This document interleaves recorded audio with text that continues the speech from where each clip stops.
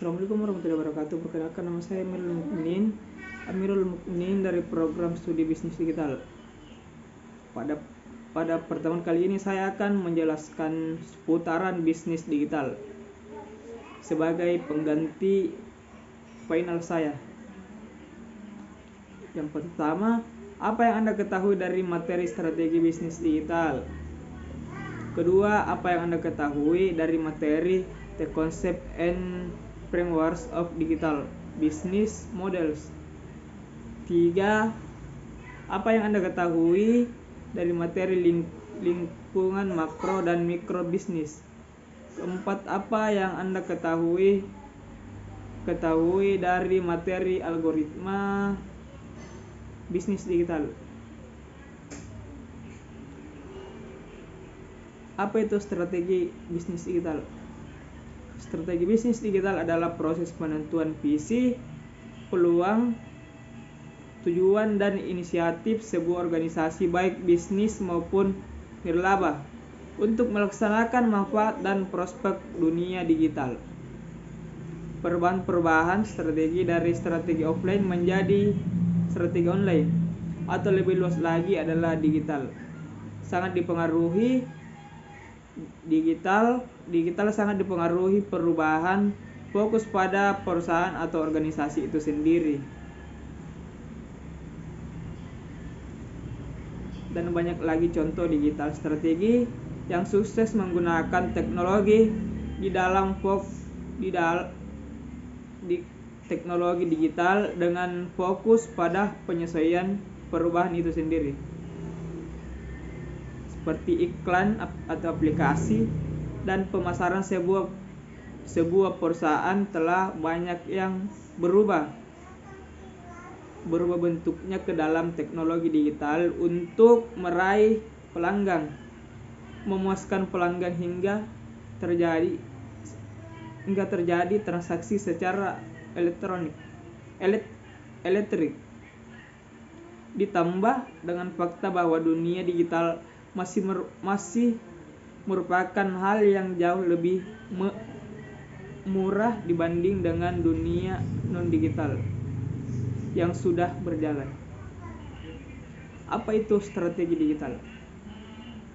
Ada banyak cara untuk pendekatan melakukan strategi digital, yaitu mengidentifikasi peluang dan tantangan dalam berbisnis, di mana aset online dapat memberikan solusi. Yang kedua, mengidentifikasi peluang dan tantangan dalam berbisnis, di mana aset online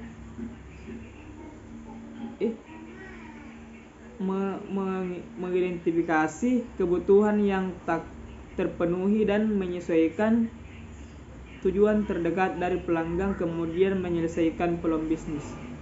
Ketiga, mengembangkan visi tentang bagaimana aset online bisa memenuhi bisnis mereka dan kebutuhan pelanggan, tujuan, serta peluang dan tantangan. Yang keempat, memprioritaskan serangkaian inisiatif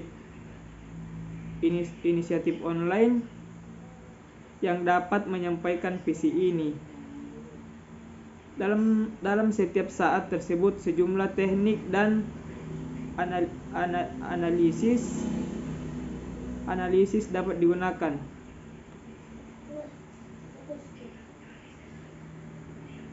Apa itu strategi?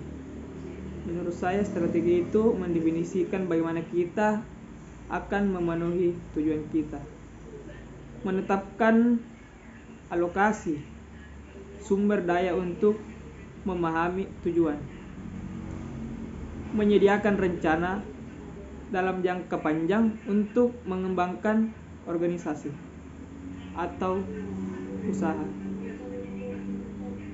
Apa yang terjadi jika tidak ada strategi? Kehilangan peluang untuk penjualan tambahan di sisi penjualan dan pembeli lebih efisien di sisi pembelian. Pesaing yang tertinggal dalam memberi layanan online mungkin menjadi sulit untuk mengejar ketinggalan.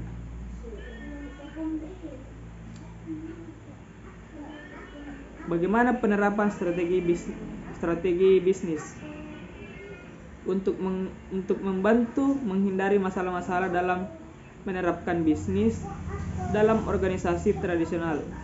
Organisasi harus menetapkan strategi bisnis didasarkan pada tujuan perusahaan seperti pasar, yang mana terjadi target untuk menghasilkan pendapatan. Apa manfaat strategi? Manfaat strategi itu memberi arah jangka panjang yang akan dituju, memberi perusahaan atau organisasi yang beradaptasi pada perubahan-perubahan yang terjadi. Yang ketiga, membantu suatu perusahaan atau organisasi menjadi lebih aktif. Yang keempat, mengidentifikasi keunggulan komparatif suatu perusahaan atau organisasi dalam lingkungan yang semakin berisiko.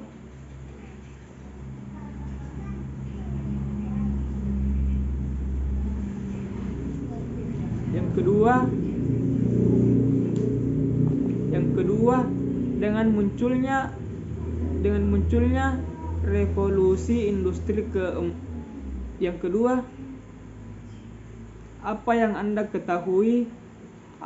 ketahui tentang the concept frameworks of digital business?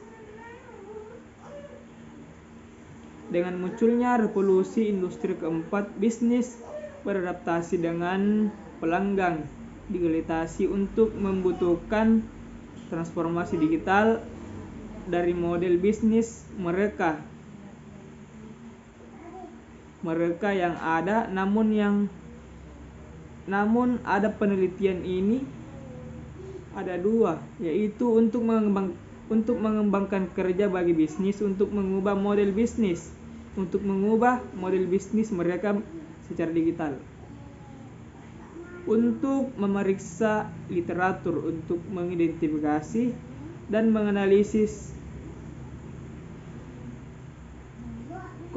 konstruksi yang mendasari tiga konsep: digitalisasi, transformasi digital, dan model bisnis inovasi. Penelitian ini bersifat dan didasarkan pada tinjauan naratif. Artikel yang relevan diidentifikasi dengan menggunakan database bibliografi yang internasional dan diteliti menggunakan analisis tematik. Serangkaian proposisi dirumuskan dan kesamaan dipetakan. Berdasarkan peta ini, kerangka konsepnya dikembangkan. Temu ini akan membantu dalam mengembangkan instrumen masa depan yang dapat memandu bisnis. Sebuah model menggambarkan bagaimana sebuah organisasi menciptakan, memberikan, dan menangkap nilai di bidang ekonomi, sosial, budaya, atau lainnya. Proses konstruksi dan memodifikasi model bisnis dan merupakan bagian dari strategi bisnis. Inovasi model bisnis adalah proses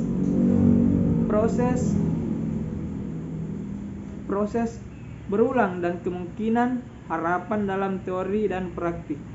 Istilah model bisnis digunakan untuk berbagai skripsi informal dan formal untuk mewakili aspek inti bisnis, termasuk budaya. Model bisnis digital adalah bentuk menciptakan nilai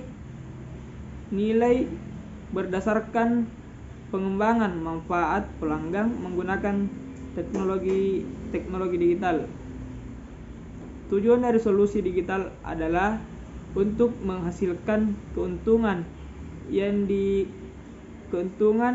yang signifikan di mana pelanggan bersedia membayar.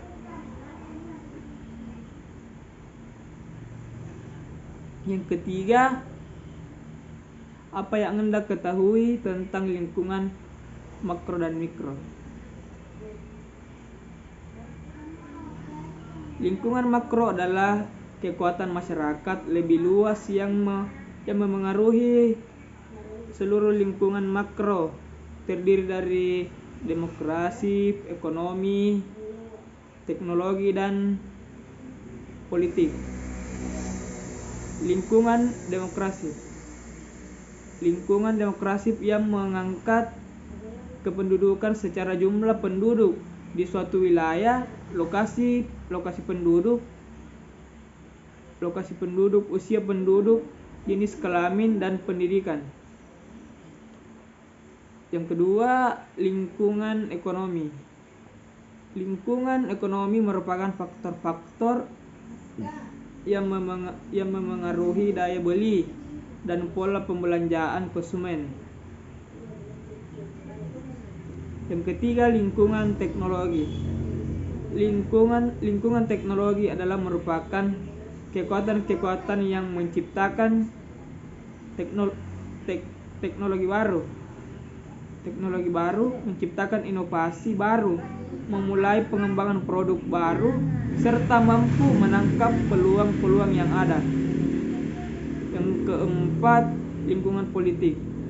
Lingkungan politik dan undang-undang yang mengawasi perusahaan seperti badan pemerintah, kelompok penekan yang mempengaruhi dan membatasi ruang gerak organisasi dan individu dalam suatu masyarakat, seperti tumbuhnya lembaga swadaya masyarakat. Lingkungan pemasaran eksternal dibagi menjadi dua, yaitu lingkungan pemasaran mikro dan lingkungan pemasaran makro. Lingkungan pemasaran mikro termasuk penyediaan atau pemasok. Penyediaan atau pemasok merupakan penghubung penting dalam keseluruhan sistem pemberian nilai pada pelanggan dan mampu memberikan sumber daya yang dibutuhkan. Perantara pemasaran. Perantara pemasaran berperan membantu perusahaan dalam mempromosikan dan mendistribusikan produk kepada konsumen.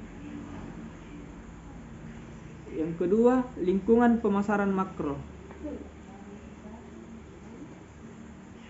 Ada beberapa lingkungan pemasaran makro orgi bisnis yang tidak dapat dikendalikan oleh perusahaan, antara lain lingkungan perekonomian.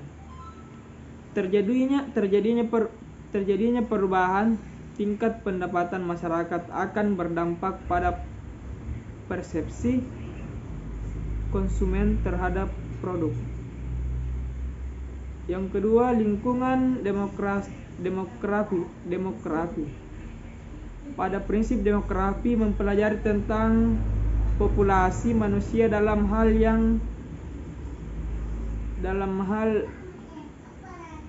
kependapatan, lokasi, umur, dan jenis kelamin. Yang keempat, apa yang Anda ketahui tentang algoritma? Algoritma secara sederhana adalah seperangkat urutan yang dijalankan. Ia dapat mengerjakan kalkulasi dan meminta data sehingga penalaran otomatis. Algoritma sendiri bukan hal yang benar-benar baru, karena ia sudah digunakan sejak abad ke-9. Algoritma sendiri diturunkan dari bahasa Latin, yaitu algoritmus yang diambil dari bahasa Al-Khwarizmi dari bahasa Latin. Al-Khwarizmi ahli matematika asal Persia dari kata lain arithmos dari bahasa Yunani yang berarti angka.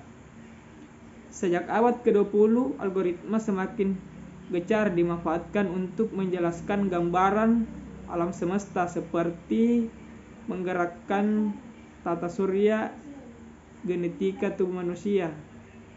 Oleh karena itu perlu menjadi perhatian kita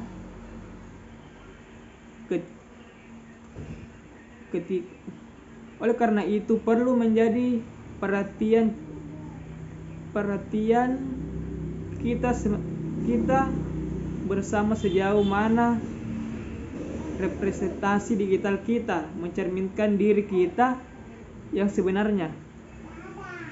Setidaknya ada 2 pertanyaan besar yang perlu kita pahami, yaitu bagaimana proses digitalisasi yang dilakukan oleh algoritma untuk mendapatkan representasi digital.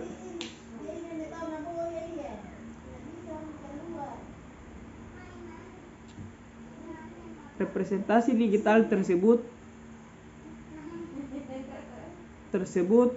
sekali melihat dan menangkap cerminan tersebut, ia dapat mentransfer atau memanipulasi dan mengabarkan dalam landscape digital yang jauh lebih luas. Kegagapan kita dalam menyikapi teknologi seringkali bukan karena ketidaktahuan kita terhadap teknologi itu, melainkan juga kurang pahamnya kita terhadap representasi digital dan konsekuensi atas proses digital tersebut. Algoritma adalah proses suatu serangkaian aturan yang sering diikuti dalam perhitungan atau operasi pemecatan masalah lainnya, terutama oleh komputer. Semua susunan logis diurut dengan berdasarkan sistematika tertentu dan digunakan untuk memecahkan suatu masalah. Sebagian besar algoritma dimaksud untuk diimplementasikan sebagai program komputer. Perusahaan keuangan menggunakan algoritma di berbagai bidang seperti penetapan harga pinjaman, perdagangan saham, atau manajemen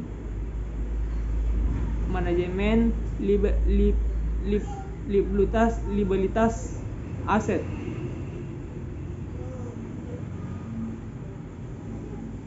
Ada beberapa jenis algoritma,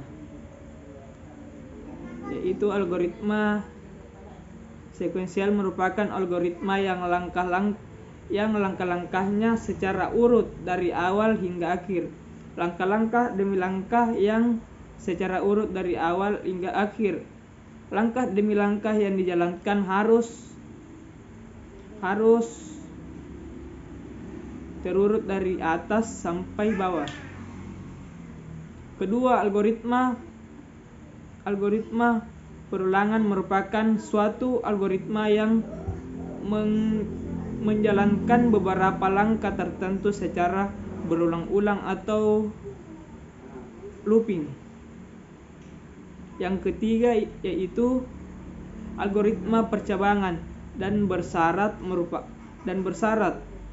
merupakan yang menjalankan langkah tersebut apabila terdapat syarat yang sudah dapat dipengaruhi. Sekian pembahasan dari saya. Assalamualaikum warahmatullahi wabarakatuh.